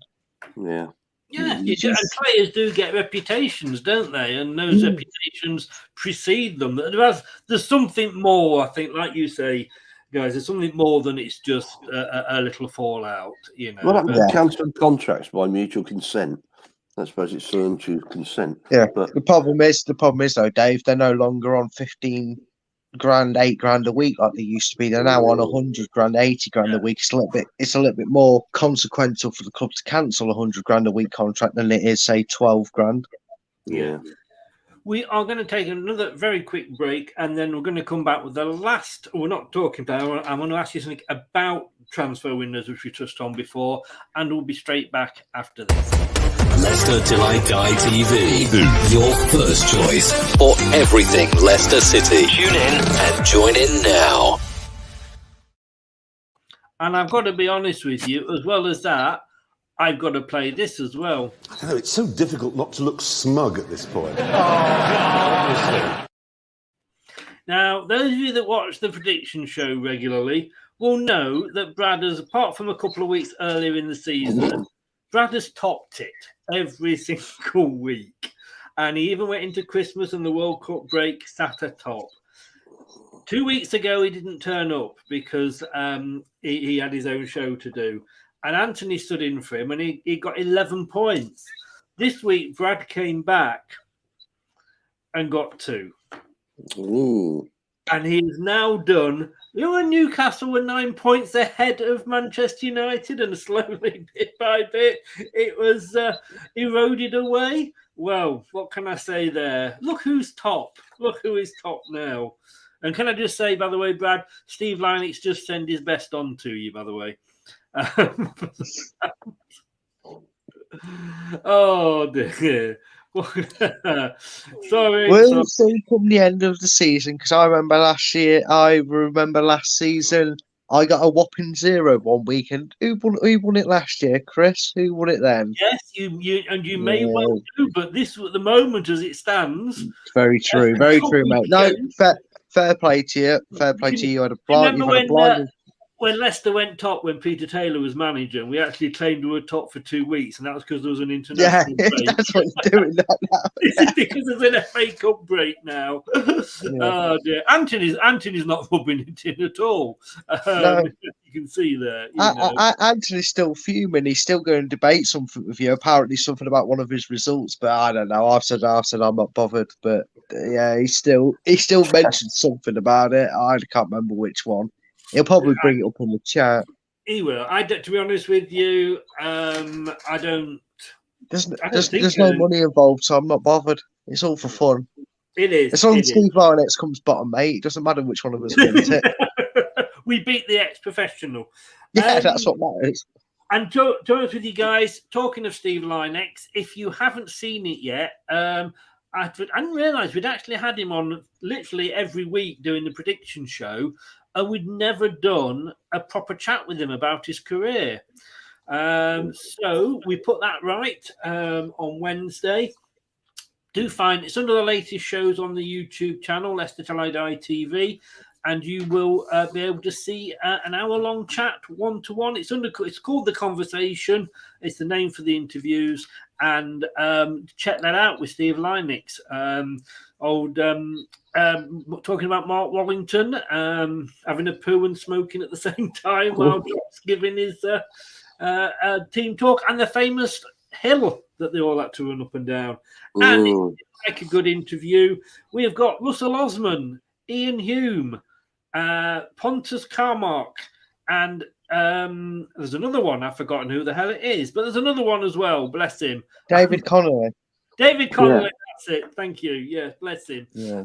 All those 4 coming up over the next 3 Are you weeks. gonna be asking Kamark if he's still got Janino in his I back am pocket? indeed. Yes, I will indeed ask him if he's how heavy his pockets are. I think he had him in that pocket so deep that he even tried to get Ravanelli in there at some point, didn't he? That's so funny, wasn't it? That was brilliant. That was. It really was. Right. The question I wanted to kind of end on here then is, and we've kind of touched on it already, but I want to say the following players, and I'm sorry, I know you're going to hate me for this, but Fofana, Gordon, Trossard, Caicedo. Caicedo has made a plea to force a Brighton exit. Trossard's pretty much doing the same. Gordon refused to said he never wanted to play for Everton again. We all know what happened with Fofana. What is the point? I'll come to you first with this one, Brad. What is the point of having contracts? Pretty much to save face, so the club can kind of go, well, okay, but we're getting all the money for it, and he kind of just put a front on it, and it's just farcical these days, contracts. But this is why all of a sudden contracts are 5 years, 6-year deals, and it's why we get 6 months into a contract and we instantly extend their contract. You know, we've done it with players here, Maddison, you know, Ndidi, Barnes. They're the 3 most notable names I think of that are, I mean, all right, Vardy as well, but they're probably the names that instantly they sign a contract and then 2 years into them, the club is negotiating to extend it because they were probably almost fearing that, you know, you think you know somebody and then all of a sudden they show the true colours when something like this. I mean, Gordon's a spoilt brat, and I really hope, there's a part of me that wishes that Newcastle would change their mind on him and make him look like a fucking idiot. I mean, personally, you know, I've got nothing against Newcastle, and I want them to be this team that we all get behind and cheer in a way as neutrals. I kind of hope that Newcastle go, actually, you know what? Your attitude stinks, mate. Your attitude stinks. We don't want that attitude and atmosphere in our ground, and we don't want you in 2 years' time doing the same to us. But it's not going to happen. It's going to take a punt. But, you know, whatever. Hopefully, the worst case that happens to them is they get sick of him and sell him for what they paid, and that's it.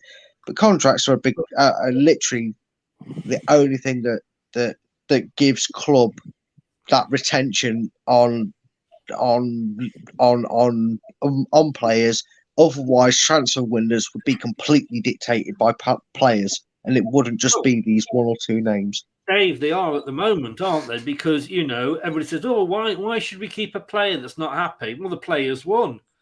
Yeah. Got his wish. And, I mean, you know, for you, me, and anybody else, right? I mean, none of us are particularly working at the moment, so it's probably the wrong audience. But, you know, when you're working, you sign a contract with your job, and that contract says you have to give, and it could be 2, 3, 4, it's usually 4 weeks notice. Mm-hmm. So, you know, could we not adapt that for football players? They sign the contract, and if they want to leave, they have to give notice, right? In the next January window, I'm going to put in a transfer request. Well, Because that won't happen financially, will it? Is it well, still the fact if you put a transfer in back with an offer if they want them to stay, like employers do? Yeah, I think. Do you remember the days when somebody signed a new 3 or 4 year deal? We were all excited, fantastic. You know, it's another 3 or 4 years we got the player. Not now. It's, as you say, it's pointless. I mean, you've even highlighted it with Maguire. You know, Maguire signs a new 5-year deal so Leicester can get a payoff. Well, that's a terrible attitude, really, isn't it, for anybody in a club? And I mean, we were lucky with Maguire. He had a terrible second season for us, I reckon. And, you know, to get 80 million, Man United must have been blind. But it's just wrong. It's wrong. But I don't know how you do it, because this freedom of contract thing, whenever it was the 80s? I can't even remember, the 90s. The freedom of contract determines that players are in the bog stand driving seat now, which they never were.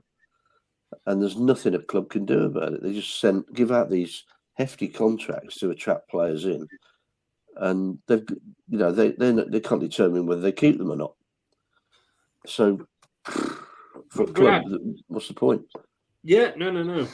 Brad, I mean, taking what I said a step further. So let's say I am I'm a player for Leicester City, and I know that there are a couple of clubs that might be interested. So I've signed this contract saying that I've got to give, let's say, 8 weeks notice, right? So I've got to tell the club in November that I would like to leave the club in January, right? The other team comes in and says, right, yeah, we would like to sign you in January. Here's the contract. That gives 8 weeks for the team to then try and find a replacement, whether that's promoting promoting a youth player up or a non-squad player up, or going out to recruit somebody to use, a non-footballing term. Could that not work? Do you not think? Well, it worked. It was called this thing called no transfer window. And it worked. There was no tapping. In fact, there was none of this toxicity in a transfer because that sort of thing would happen. I know it was a bit different, but let's take out the potential of whether he had it in his contract or not. Heskey, prime example of it. He was happy to stay at Leicester, but he always said, "Look, Liverpool are a boiled club. If they come in for me over anybody, I would rather go to them. If a deal we can do, I don't want Liverpool to, mug Leicester off." He wasn't saying, "Oh, if Liverpool offer £1 million, I want to go," because Liverpool. He was like, "Look, Liverpool obviously have to meet your valuation of me, but I want to go if I want to go." Okay, no worries, Heskey. No one's coming in for you. No one's put a bid in for you. Spurs put in a bid. I think it was either more or less than what Liverpool ended up paying for him. I think it was ironically a little bit more than what Liverpool paid. And he was like, no, not really. But Leicester were like, "Look, that's what we value you at. We're not going to step in your way if that's what you want."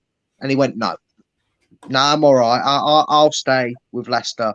And then it felt like a few days. It might have been a bit longer. I don't know. Someone who was a bit older at the time might remember it a bit better than I do. But I sort of remember it as, and all of a sudden, we turned down Tottenham, and a few days later, Liverpool came in, and he went, "Well," and we went, "Yeah, they've offered 11 million. That's what we want for you. We wanted 10 million for you. They've offered 11. You said if it's Liverpool, please don't stand them away. Off you go to Liverpool and see if you can get yourself a move. We're not going to stand away with it." And football's lost that. Football has lost that gentleman's agreement that you sort of have, right? Because these players now, it does my head in, right? If and let's twist that scenario. Had Heskey done what these players do back then, had he gone, "Oh, I actually wouldn't mind going to Liverpool. My agent's told me he's gone to have a word with someone at Liverpool, and he said they might be interested in it. Well, we won't sell you." And then Leicester went, "Well, we're not going to sell you, Heskey, unless they pay 10 million. And he went, and he said, "Well, I'm not turning up for training." They'd sack him. And unfortunately, the power of money has dictated and the fees for players has inflated so much that is a time we will never get back in football.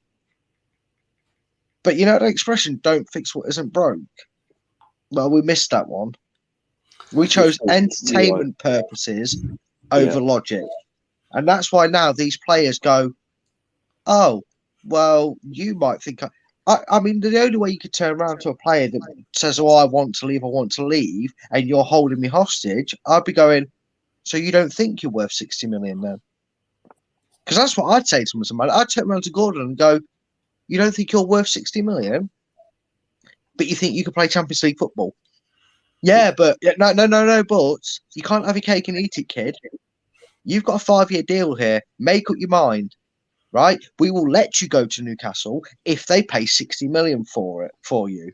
Do you not think you're worth 60 million? Because if that's the case, then we will sell you to a championship club that can afford to pay what you're worth. Because if you don't think you're worth 60 million, that tells me you're never going to reach your potential. So I'm not saying Stoke want you for 30 million, go and talk to them. Well, I don't want Stoke. So then you think you're worth 60 million, don't you, Mr. Gordon? Oh, well, yeah. All of a sudden, Chris, a player's mentality, it's funny how they'll change how they want things. It's just that's fantasy football. A thing that we, no matter how many times we tell kids of this year and future, will never believe that there wasn't a transfer window. They'll think transfers are always been part of football. Brad, we're going to get you on room 101 one week, and that can be your wild card. Oh yes, yeah. I'll reach through the screen to pull the lever for it. Oh, brilliant, guys! I'm going to have to let you go because it's getting on a bit now, and one of us is going to turn into a pumpkin, and I've already started, so I think it's going to be me. Guys, thank you so very much. First of all, Dave, our Jim Davison lookalike. The more I actually look at you, the more I can see what they are saying.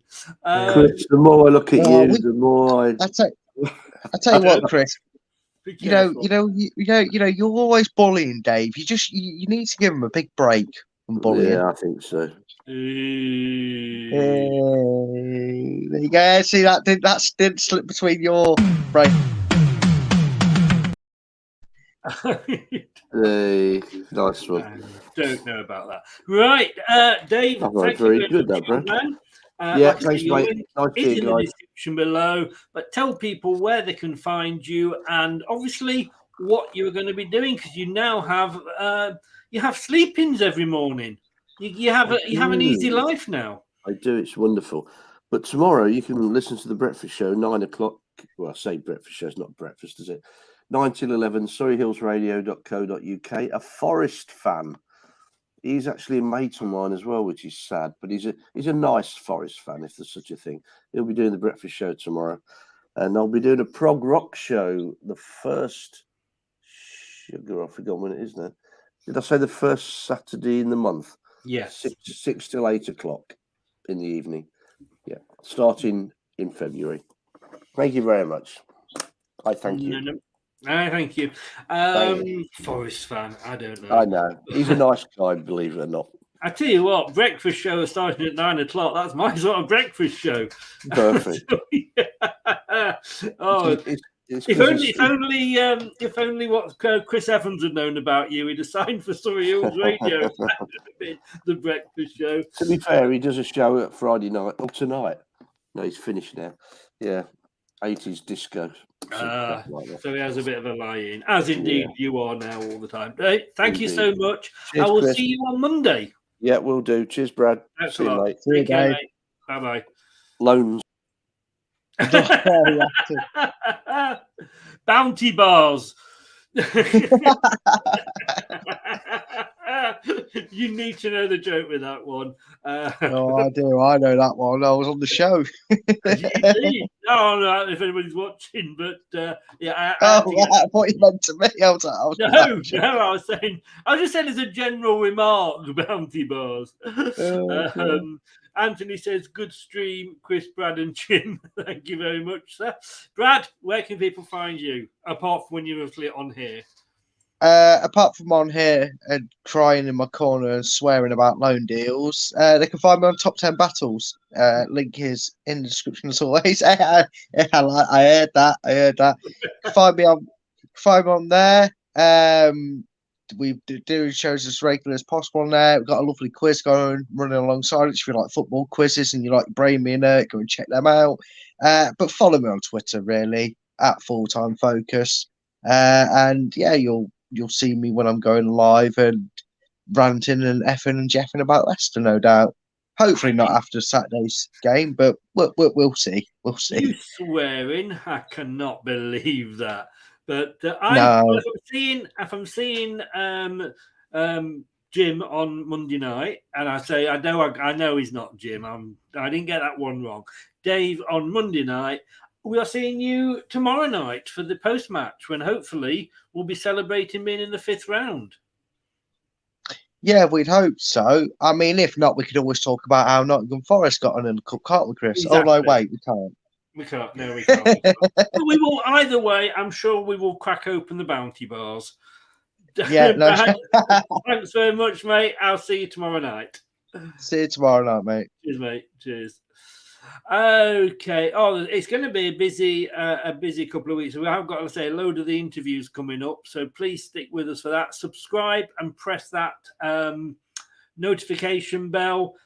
David Connolly, Ian Hume, the original Christian Fuchs, and Russell Osman, who was with us for a few seasons, and of course the one, the only, biggest thing to come from Sweden since ABBA, Pontus Kamark. What a player! Full pockets, but what a player! But I have to say, coming up next. Coming up next on Leicester Till I Die TV.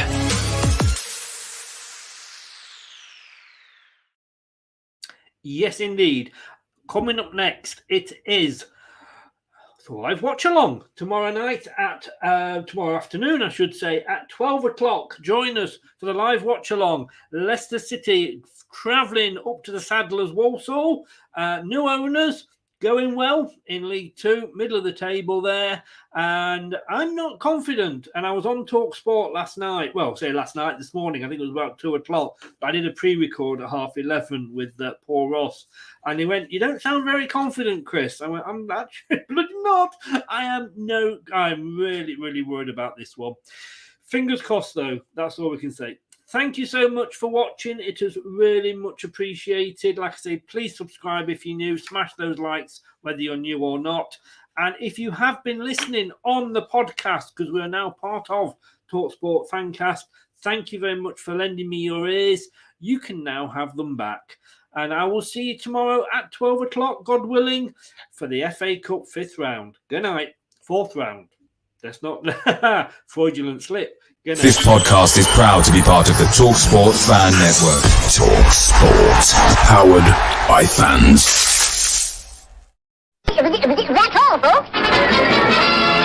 Thanks for watching Leicester Till I Die. This is Chris saying goodbye and see you next time.